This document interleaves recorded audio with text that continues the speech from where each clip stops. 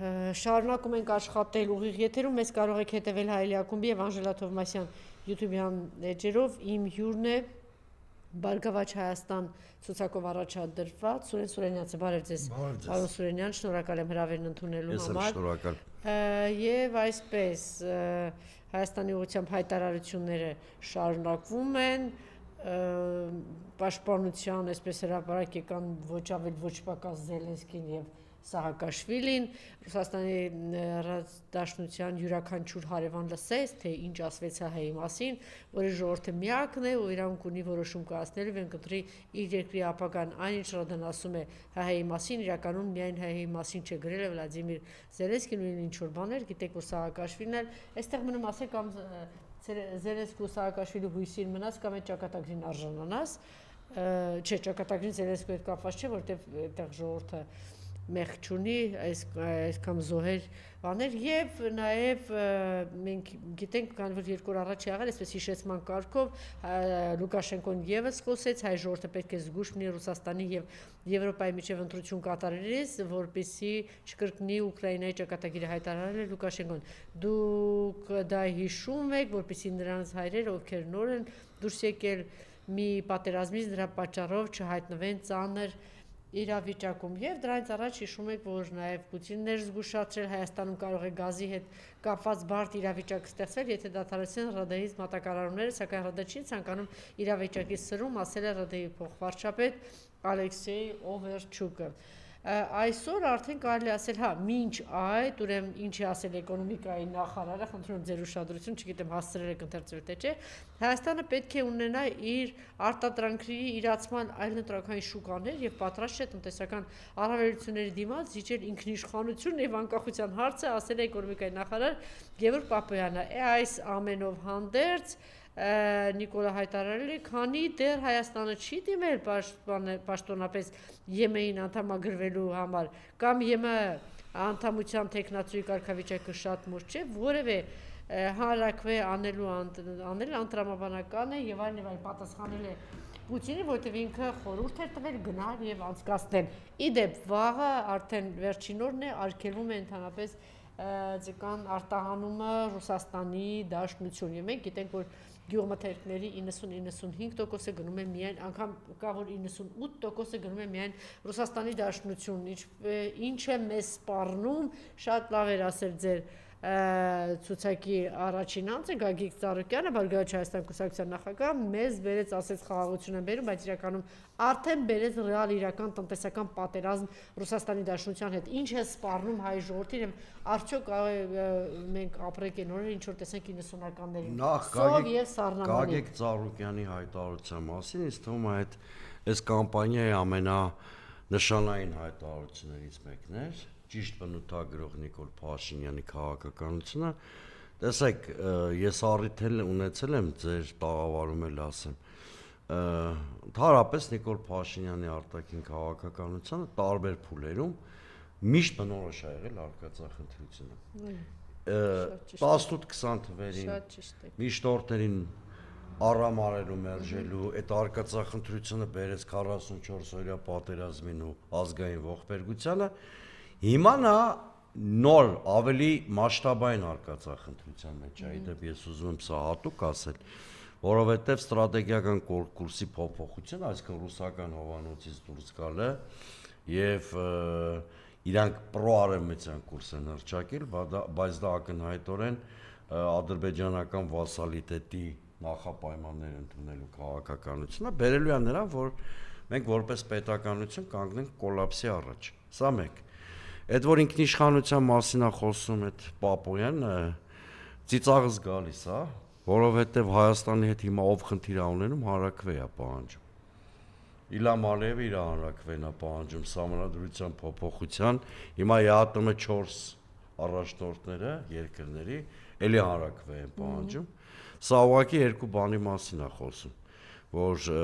ինքնիշխանությունը համարում են Հայաստանի խիստ սահմանափակված եւ ամեն հարցով դիմում են ժողովրդին, այսինքն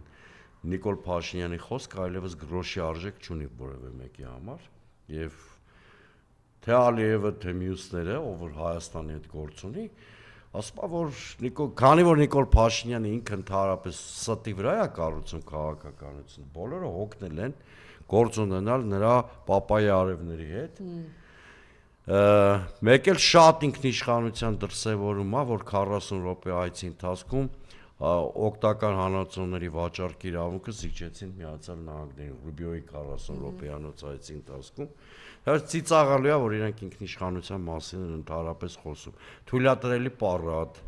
թույլատրված ավելի շուտ, հա, Ալիևի կողմից թույլատրված պարադ եւ այլն եւ այլն։ Ինչ մնում է այն իրադարձություններին, որ ՀԱՏՄ-ում կատարվեցին։ Ուրեմն մեր իհարկե այսօր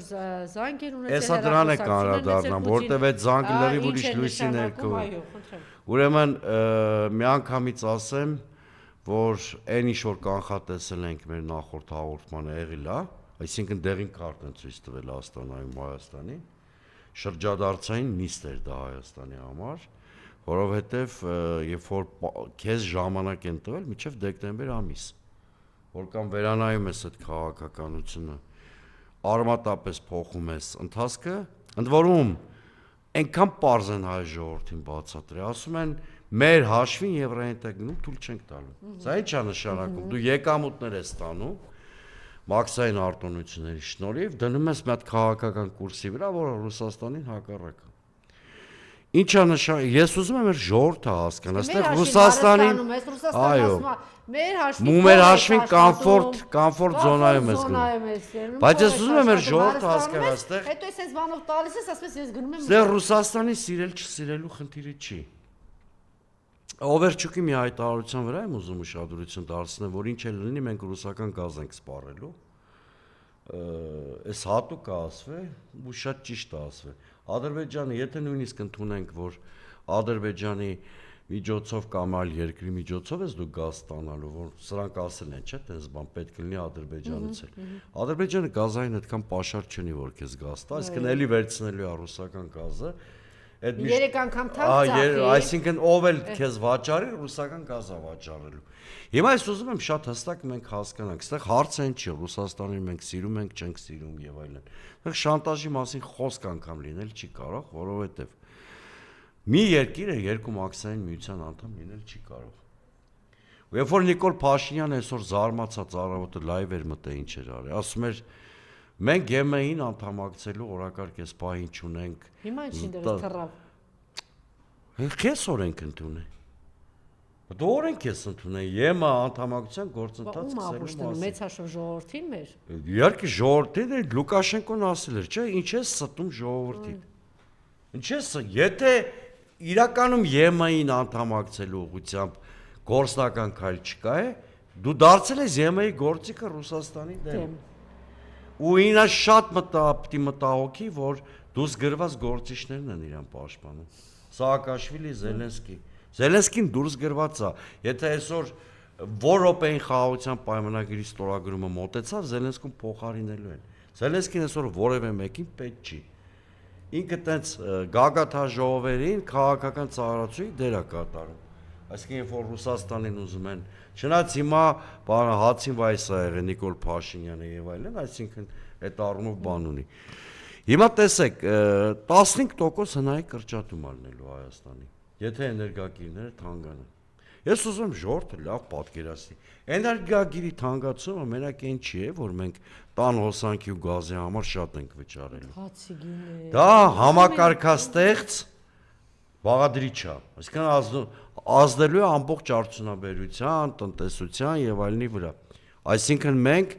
մոտավորապես 30%-ով սկսելու ենք ավելի վատ ապրել։ Հələ պատկերացրեք, առանց այդ էլ բավականին աղքատ հասարակություն է, 30% ավելի վատ ապրի։ Դա բերելու է արտանումների ծավալների էական կրճատումը, բերելու է գործազրկության աճին, անգամներով, սոցիալական լարվածության։ Դա բերելու է աշխատատեղերի կրճատման։ Այսինքն դա կատաստրոֆիկ հետևանք է լինելու։ Այդ 5 միլիարդ դոլարը այդքան է կազմում 15%-ը։ Քեզ ոչ մեկ չի տալու։ Ուղղակի ոչ մեկ չի տալու, որովհետև այդ ժամանակ Մակրոնը X բլոկում կարտացվի, որ Ֆրանսիային այդ 5 միլիարդը հենց հիմա շատ պետք է, ինքը ոչ մի կոպեկ չի կարող տալ։ Միացյալ Նահանգների համար ընդհանրապես հետաքրքրություն չես ներկայացնում, որովհետև իրանք այդ թրիփին կոպեկ չեն հավատում, իրանք ինչ կարան քեզանից պոկում են ու շատ իրանց տեսանկյունից ճիշտ են վարվում։